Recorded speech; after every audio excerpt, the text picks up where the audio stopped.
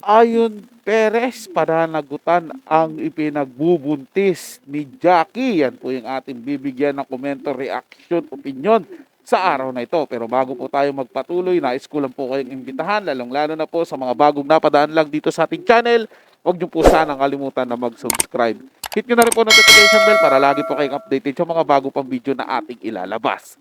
Share, like, and comment din po kayo mga tagapanood. Ating nang babasahin at pupusuan. Muli po ako inyong lingkod, tagapanood TV. At isang mabiyaya at masaganang araw po sa ating lahat.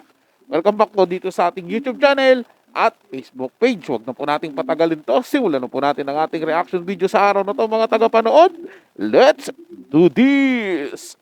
Ayon Perez, papanindigan ang dinadala ni Jackie Gonzaga. Vice ganda, galit na galit kay Ayon Perez. Matapos nga isiwalat ni Jackie Gonzaga na buntis nga raw ito di umano kay Ayon Perez, ay nagulat nga ang mga netizens. Dahil hindi nga nila in-expect na may itinatago palang relasyon si Ayon Perez at itong si Jackie Gonzaga. Dahil ang buong akala nga ng mga netizens na ito nga si Vice Ganda ang totoong karelasyon ni Ayon Perez. Pero ayon nga sa aming source, napag-alaman nga na hindi nga raw totoo ang naging kasal nila ni Ayon Perez at ni Vice Ganda. Tila isa nga lang daw palabas ito. Para nga raw na mas tumaas ang kanilang ratings na noontime show na It's Showtime. Tanging kinuha nga lang daw ni Vice Ganda itong si Ayon Perez bilang host ng kanilang show. Para nga raw na may kaharutan itong si Vice Ganda. Habang nade-develop nga si Vice Ganda dito kay Ayon Perez habang nagtatrabaho sila bilang host sa show, ay hindi nga niya napigilan na mahulog kay Ayon Perez. Kaya nga dito ay naisip ni Vice Ganda na magpanggap nga sila na magpakasal. At napaniwala nga nila ang mga netizens na silang dalawa ay opisyal nga na ikinasal. Pero dito nga naisiwalat na hindi nga raw totoo ang kanilang naging kasal. Dahil napag-alaman nga raw na hindi nga daw totoo ang mga dokumento ng kanilang kasal. At ngayon nga na nahulog itong si Vice Ganda dito kay Ayon Perez. Pero hindi nga alam dito ni Vice Ganda na may tinatago palang relasyon si Ayon Perez at saka si Jackie Gonzaga. Ayon nga sa aming source ay matagal na nga raw talaga silang may relasyon. Itinago nga lang nila itong dalawa. Dahil pareho nga silang host sa noontime show na It's Showtime. At ayaw nga rin nila na masaktan ang damdamin ni Vice Ganda. Pero sa hindi nga inaasahan na pangyayari ay nagdadalang tao na nga ngayon itong si Jackie Gonzaga dito nga kay Ayon Perez. Kaya napilitan nga na isiwalat ni Jackie Gonzaga ang kanilang tunay na relasyon ni Ayon Perez. Matapos nga maisiwalat ni Jackie Gonzaga ang kanilang tunay na relasyon nila ni Ayon Perez, ay dito na nga rin nagsalita si Ayon Perez. At sinabi niya nga sa publiko na handa niya nga panindigan ang dinadala ngayon ni Jackie Gonzaga. Dahil siya nga ang ama ng dinadala ngayon ni Jackie.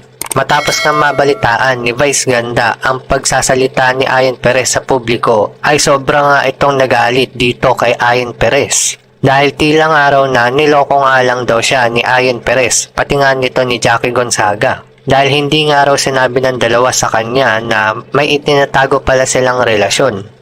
Yari na po mga tagapanood. Kung totoo po yung balita na to, nabuntis si Jackie, tapos si Ayon Perez yung ama, yari po talaga dyan. Pero about dun sa tinutukoy ng channel na ito na sinasabi pong peke yung kasal nila Vice Ganda, hindi po ako kumbinsido ron mga tagapanood. Kasi yung kasal po nila Vice Ganda, pinanood ko po yun. Dinaluhan po ng pamilya niya at pamilya ni Ayon Perez. At kung isipin po natin kung peke yun, ganun po kalaki yung ginastos nila para lang pekein yung isang bagay. Parang hindi naman po makatuwiran.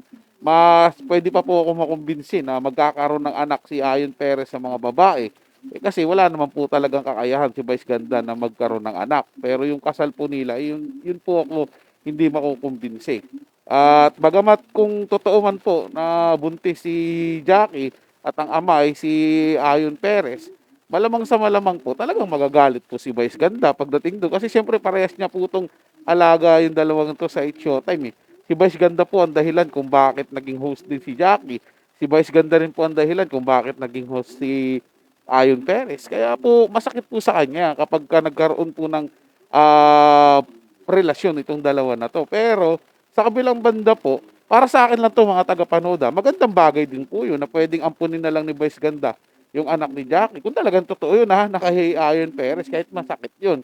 Di po ba mga tagapanood? Kasi wala naman po talagang kakayahan si Vice Ganda na magbuntis. Pero ganun pa man po, ang kasalanan ay kasalanan pa rin at hindi pwedeng konsintihin ano man po ang naging kasalanan. So yun lang po mga tagapanood, no? Nagustuhan nyo po yung ating talakayan sa araw na to. At kung kayo bago lang po na napadaan dito sa ating channel, huwag nyo po sanang kalimutan na mag-subscribe. Hit nyo na rin po notification bell para lagi po kayong updated sa mga bago pang video na ating ilalabas. Share, like, and comment din po kayo mga tagapanood. Ating nang babasahin at pupusuan. So hanggang sa muli po, ito yung Tagapanood TV. Komento at opinion lamang, wala pong personalan. Paalam po at mabuhay po kayong lahat.